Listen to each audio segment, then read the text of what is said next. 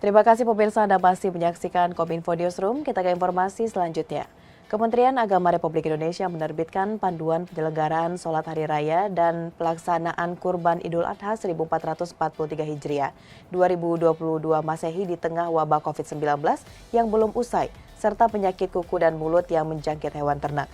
Panduan tersebut tertuang dalam Surat Edaran Kemenak Nomor 10 Tahun 2022 tentang panduan penyelenggaraan sholat hari raya Idul Adha dan pelaksanaan Kurban tahun 1443 Hijriah.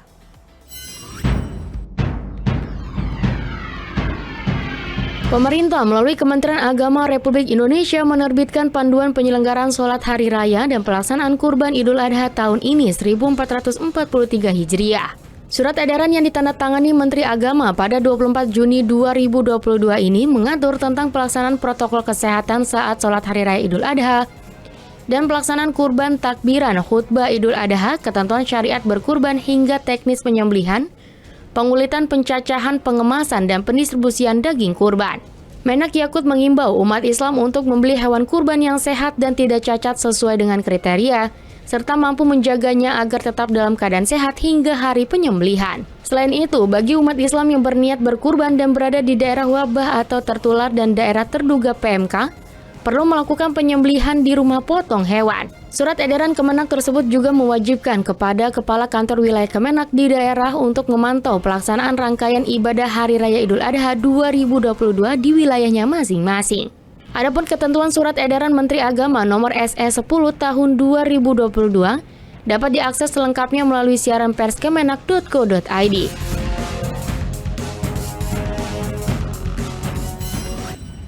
Kementerian Pertanian bersama dengan Pemprov Jawa Timur melaksanakan vaksinasi penyakit kuku dan mulut massal.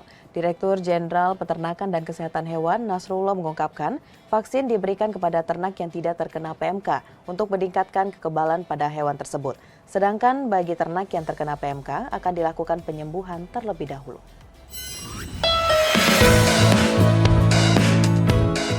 Kementerian Pertanian bersama dengan Pemprov Jawa Timur melaksanakan vaksinasi penyakit kuku dan mulut massal dalam upaya pengendalian PMK.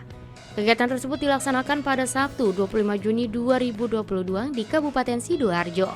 Direktur Jenderal Peternakan dan Kesehatan Hewan Nasrullah mengungkapkan vaksin diberikan kepada ternak yang tidak terkena PMK untuk meningkatkan kekebalan pada hewan tersebut.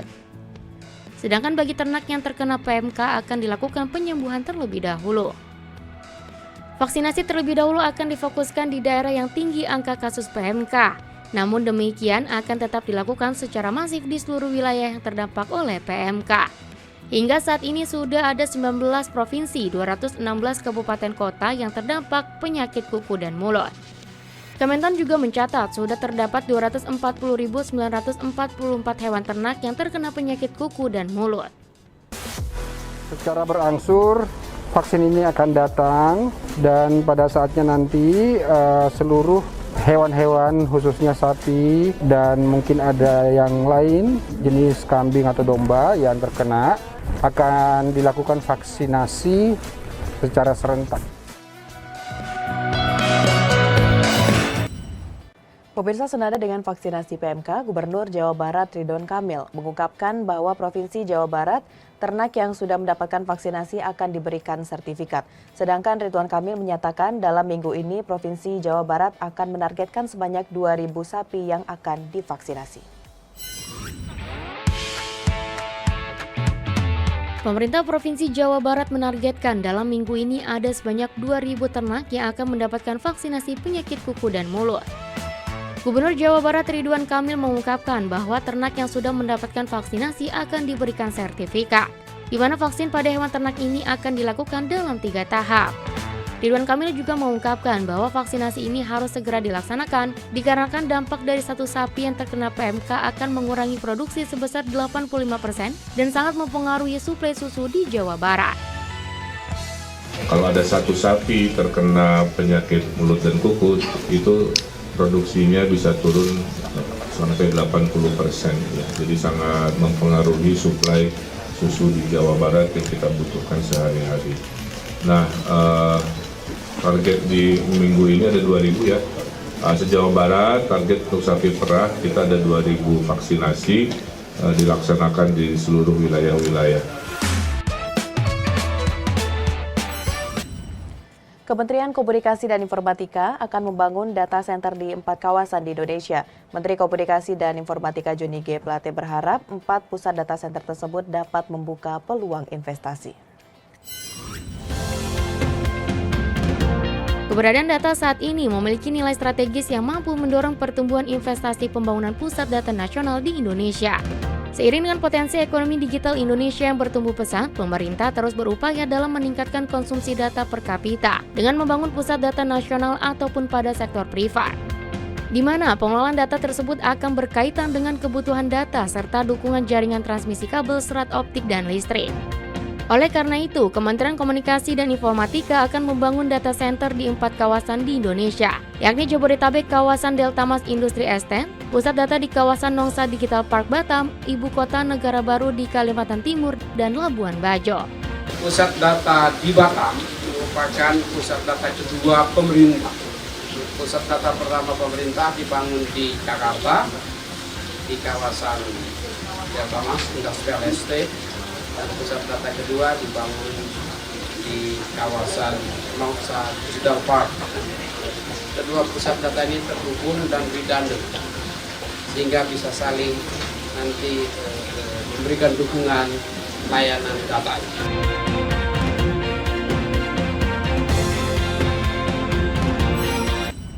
Kementerian Komunikasi dan Informatika melalui Ditjen Aplikasi Informatika akan memblokir sederet layanan dan aplikasi digital seperti Google, Instagram, WhatsApp, hingga Netflix.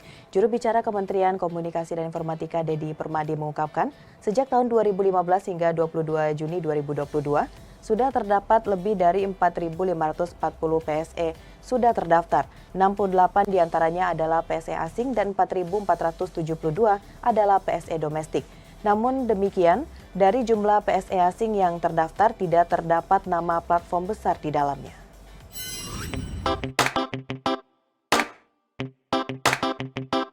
Kementerian Kominfo melalui Ditjen Aplikasi Informatika akan melakukan pemutusan akses atau pemblokiran terhadap penyelenggara sistem elektronik lingkup privat yang tidak terdaftar selambatnya pada 20 Juli 2022 mendatang. Sesuai Peraturan Menteri Kominfo Nomor 5 Tahun 2020, setiap PSE lingkup privat baik dalam negeri maupun asing wajib mendaftar sebelum melakukan penawaran atau melakukan kegiatan usaha secara digital di Indonesia, terhitung setelah 6 bulan secara aktif beroperasi pada 21 Januari 2022. Penyelenggara sistem elektronik memiliki tanggung jawab akan perlindungan data pribadi ketika terjadi pelanggaran data baik terhadap pengguna maupun regulator. Juru bicara Kementerian Kominfo Dedi Permadi mengungkapkan sejak tahun 2015 hingga 22 Juni 2022, sudah terdapat lebih dari 4.540 PSE lingkup privat yang sudah terdaftar, 68 diantaranya adalah PSE asing dan 4.472 adalah PSE domestik.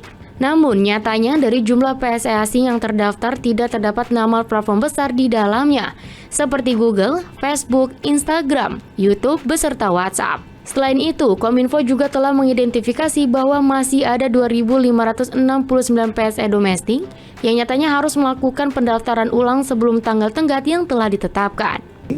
Sejak tahun 2015 hingga 22 Juni 2022, sebanyak 4.540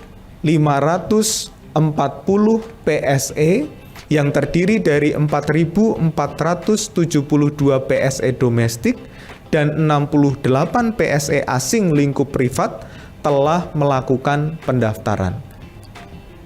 Sedangkan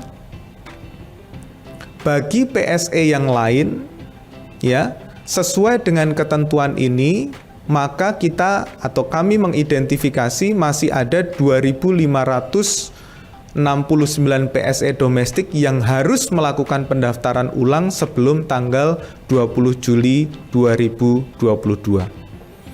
Jadi yang sudah mendaftar pun perlu mendaftar ulang jika belum sesuai dengan sistem OSS RBA. Adapun beberapa tahapan yang dilakukan Kominfo sebelum melakukan pemblokiran. Pertama yakni identifikasi PSE yang belum mendaftar. Kedua, melakukan koordinasi dengan kementerian lembaga terkait. Selanjutnya, Kominfo meminta penjelasan kepada PSE yang belum terdaftar tersebut dan jika tidak ada penjelasan yang diterima, maka Kominfo secara resmi akan melakukan pemblokiran atas akses PSE terlampir. Lebih lanjut, masyarakat dapat mengetahui informasi mengenai penyelenggara dan sistem elektronik yang sudah terdaftar sebagai PSE di laman pse.kominfo.go.id pada menu direktori penyelenggara sistem elektronik terdaftar. PSE lingkup privat domestik maupun asing yang tidak melakukan pendaftaran hingga tanggal 20 Juli 2022 akan dilakukan pemutusan akses oleh Kementerian Kominfo. Kementerian Kominfo dalam hal ini melakukan pemutusan akses setelah menerima permintaan atau setelah berkoordinasi dengan kementerian lembaga yang berwenang melakukan pengawasan terhadap PSE lingkup privat dan domestik asing sesuai bidang usaha sebagaimana diatur oleh peraturan perundangan yang berlaku. Pemirsa, usai jeda kami akan kembali dengan informasi mengenai keterlibatan jaringan pelaku bisnis dalam agenda pengurangan risiko bencana. Sesaat lagi.